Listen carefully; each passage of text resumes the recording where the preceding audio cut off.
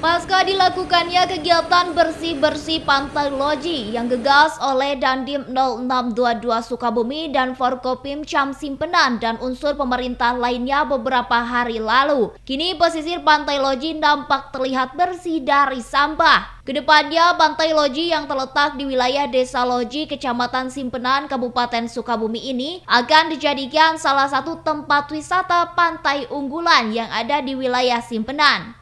Seperti yang diketahui, Pantai Loji memiliki pesisir pantai sepanjang 3 km, mulai dari Muara Kali Cimandiri hingga perbatasan Pantai Cibuntu, Desa Sangrawayang. Menurut Kepala Desa Loji, Papang Suherlan menjelaskan, kegiatan bersih-bersih Pantai Loji merupakan agenda rutin yang dilakukan oleh Pemdes Loji berkolaborasi dengan Kodim 0622 Sukabumi dan Forkopim Cam Simpenan. Kedepannya, pesisir Pantai Loji akan dijadikan tempat wisata pantai dan tempat olahraga mulai dari olahraga panahan, renang, dan poli pantai.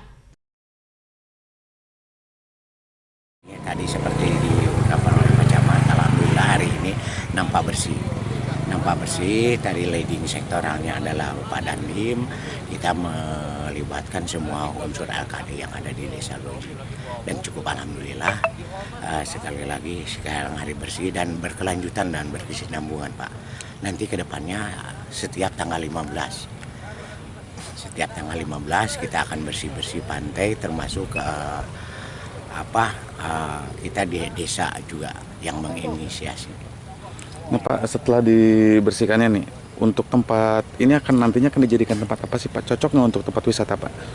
Memang itu Pak, orientasinya untuk tempat wisata. Ini termasuk yang ini yang masih kotor ini nanti kita tata.